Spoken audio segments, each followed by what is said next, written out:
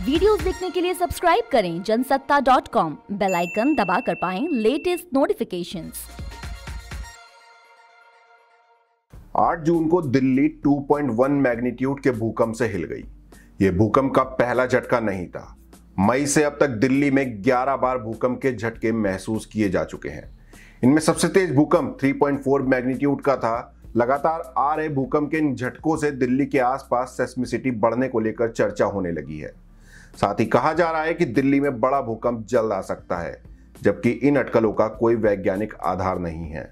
इस रिपोर्ट में जानते हैं कि आखिर क्या वजह है बार बार आ रहे इन भूकंप की, और क्या वाकई ये किसी बड़े खतरे की आहट है। आपको बता दें कि दिल्ली में बार बार आ रहे भूकंप को वैज्ञानिकों ने असामान्य मानने से इनकार कर दिया है। उनका कहना है कि पिछले कुछ महीनों में दिल्ली में कोई असामान्य भूकंपीय गतिविधि नहीं हुई। वहीं दिल्ली स्थित नेशनल सेंटर फॉर सेस्मोलॉजी के पूर्व प्रमुख विनीत गहलोत ने बताया कि फिलहाल दिल्ली में ऐसा कुछ भी नहीं हुआ है जिसे असामान्य कहा जाए। बता दें कि गहलोत अब हैदराबाद स्थित नेशनल जियोफिजिकल रिसर्च इंस्टीट्यूट में कार्यरत हैं। विनीत गहलोत के मुताबिक यदि आप भूकंप सूची में शामिल दिल्ली और उसके आसपास के क्षेत्रों को देखते हैं तो इलाका जयपुर, अजमेर, माउंट आबू और अरावली तक बढ़ जाता है। इन इलाकों में आमतौर पर हर महीने 2.5 या उससे अधिक तीव्रता के 2-3 भूकंप आ ही जाते हैं, लेकिन इनमें मंथली और ईयरली बदलाव भी होते हैं। दरअसल जियोलॉजिकल और सेस्मोलॉजिकल प्रोसेस आसान नहीं होते। ऐसे में कभी कभी बार बार भूकंप के झटके महसूस होते हैं। मुझे पूरा यकीन है कि पिछले कुछ महीनों में दिल्ली में कुछ खास नहीं हुआ है। वैज्ञानिकों के मुताबिक भूकंपों का पता लगाने के लिए सेस्मिक रिकॉर्डर लगाए जाते हैं। दिल्ली के आसपास के क्षेत्र में पूरे देश के मुकाबले सेस्मिक रिकॉर्डर काफी ज्यादा लगे हुए हैं। ये संख्या उस हिमालयन रीजन से भी ज्यादा है जहां भूकंप काफी ज्यादा आता है। दरअसल पूरे देश में 115 भूकंप डिटेक्टर लगाए गए हैं, जिनमें 16 डिटेक्टर सिर्फ दिल्ली या उसके आसपास हैं। इस वक्त लोगों के बीच चर्चा है कि बार बार भूकंप का आना बड़े खतरे का अनुमान है, लेकिन वैज्ञानिक इससे इत्तेफाक नहीं रखते। वो कहते हैं कि 4 या उससे कम मैग्नीट्यूड के भूकंप से नुकसान होने का अंदेशा काफी कम होता है।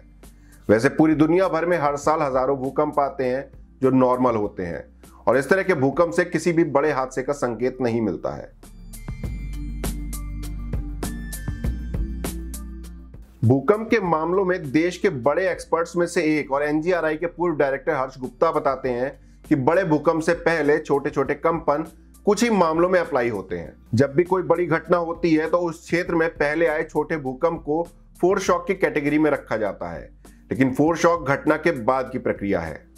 किसी बड़े भूकंप से पहले इन्हें दर्ज नहीं किया जाता। ऐसे में दिल्ली में हो रही बड़े भूकंप की चर्चा का फिलहाल कोई आधार नहीं है।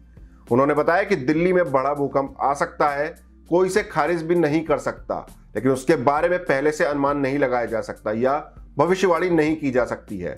ऐसे में छोटे भूकंप को बड़े खतरे की आहट बताना पूरी तरह अवैज्ञानिक है। अब सवाल उठता है कि क्या मौसम की तरह भूकंप का पूर्वानुमान लगाया जा सकता है। गहलोत बताते हैं कि भूकंप का पूर्वानुमान लगाने के लिए वैज्ञानिक कई साल से काम कर रहे हैं, लेकिन अब तक कोई सफलता नहीं मिली है। फिलहाल ज्वालामुखी के कारण आने वाले भूकंप के बारे में कुछ हद तक भविष्यवाणी की जा सकती है। हालांकि दिल्ली जैसे क्षेत्र में भूकंप की भविष्यवाणी करना काफी मुश्किल है, क्योंकि ये जगह किसी भी फॉल्ट लाइन पर नहीं है। हिमालयन रीजन में जहां 2 टेक्टोनिक प्लेट एक दूसरे से मिलती हैं, उसका अंदाजा लगाया जा सकता है, लेकिन दिल्ली एक ही प्लेट पर स्थित है। ऐसे में यहां भूकंप के बारे में पूर्वानुमान लगाना नामुमकिन है।